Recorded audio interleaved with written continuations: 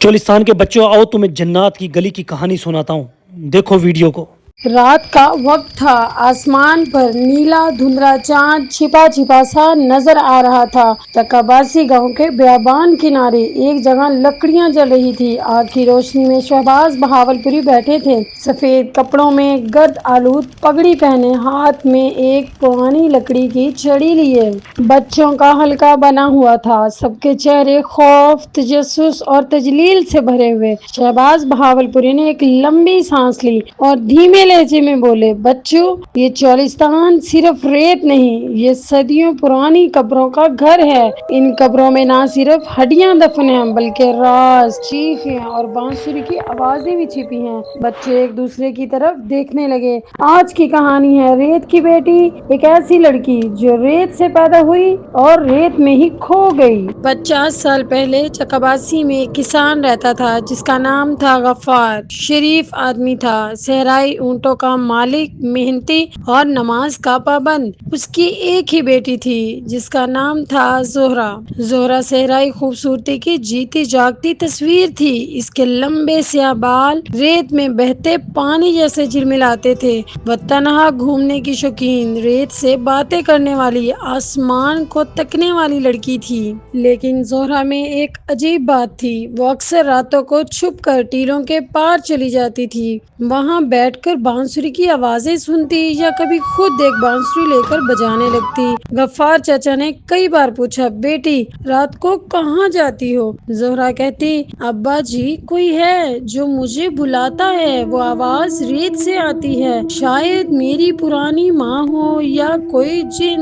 غفار گھبرا جاتا اور اسے ڈانٹتا، مگر زہرہ کی آنکھوں میں وہی پراسرار روشنی رہتی۔ ایک دن زہرہ دوپہر کو نکلی، شام تک نہ لوٹی۔ رات ہو گئی، چاندنی چھا گئی، مگر زہرہ نہ آئی۔ گاؤں والے نکلے، ہر طرف تلاش کیا، کنویں، درخت، ٹیلے، ریگزار، لیکن زہرہ کا نام و نشان نہ ملا۔ غفار چچا نے ریت پر زہرہ کے قدموں کے نشانات دیکھے جو صحرا کے بیچوں بیچ جا رہے تھے۔ آخر میں وہ نشان ایک جگہ ختم ہو گئے۔ وہ جگہ تھی کالی ریت والا ٹیلا، وہ مقام جہاں گاؤں کے بوڑھے کہتے تھے کہ جنوں کا راج ہے۔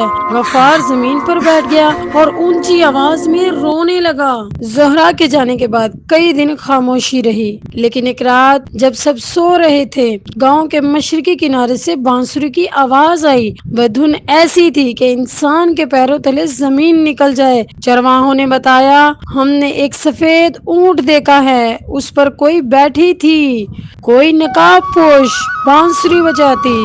جب قریب گئے سب دھواں بن گیا۔ اب ہر رات وہی بانسری سنائی دیتی۔ کچھ بچوں نے دعویٰ کیا کہ انہیں زہرہ خواب میں آئی کہتی ہے، میں قید ہوں، مجھے نکالو۔ شہباز بہاولپوری کہانی میں ایک اور موڑ لائے۔ بچوں، پھر آیا ایک نیا کردار، اونٹ والا راضی۔ وہ ایک فقیر تھا جو ہر سال ریت میں گھومتا، لوگوں کو کہانیاں سناتا اور چپ چاپ اونٹ سے اتر کر ایک جگہ بیٹھ کر بانسری بجاتا۔ لوگ کہتے تھے کہ راضی کو سب علم ہے۔ جب اسے زہرہ کی گمشدگی کا بتایا گیا، وہ صرف اتنا بولا، ریت جسے لے جائے، وہ یا تو جنات کا مہمان بنتا ہے یا ان کا غلام۔ لوگوں نے منت سماجت کی۔ راضی نے ایک شرط رکھی، جس کو زہرہ کی تلاش ہے وہ رات کو بانسری کی دھن کے پیچھے جائے، لیکن خبردار، اگر دل میں لالچ یا ڈر ہوا تو خود بھی ریت بن جائے گا۔ ایک رات زہرہ کا بھائی یاسر بانسری کی دھن کے پیچھے نکل گیا۔ وہ چلتا گیا یہاں تک کہ وہ پہنچا جنات کی گلی میں۔ وہاں سب کچھ خاموش تھا سوائے اس کے کہ ریت میں کسی نے لکھا تھا، جو آتا ہے وہ رہ جاتا ہے، جو رہتا ہے وہ مٹ جاتا ہے۔ اب وہ بانسری چکاباسی کے قبرستان میں ہر رات بجتی ہے۔ جو اسے سن لے وہ خواب میں زہرہ کو دیکھتا ہے۔ وہ کہتی ہے، مجھے آزاد کرو، بانسری کو توڑ دو، سفید اونٹ کو ریت میں دفن کر دو۔ شہباز بہاولپوری نے بچوں کی طرف دیکھا، تم میں سے جو بہادر ہو کسی دن جا کر اس بانسری کو تلاش کر سکتا ہے، مگر یاد رکھنا، یہ صرف کہانی نہیں، یہ حقیقت ہے۔ آگ کی روشنی میں سب کے چہرے زرد پڑ چکے تھے۔ ایک بچہ بولا، شہباز بہاولپوری، کیا وہ بانسری اب بھی قبرستان میں ہے؟ شہباز بہاولپوری آسمان کی طرف دیکھتے ہوئے کہتے، جی شاید آج رات وہ پھر بجے گی۔ کہانی ختم ہوئی، مگر گاؤں میں اب بھی بانسری کی دھن سنائی دیتی ہے۔ لوگ کہتے ہیں زہرا اب بھی صحرا کے کسی کونے میں قید ہے، اپنے سفید اونٹ پر بانسری بجاتی ایک مسافر کے منتظر۔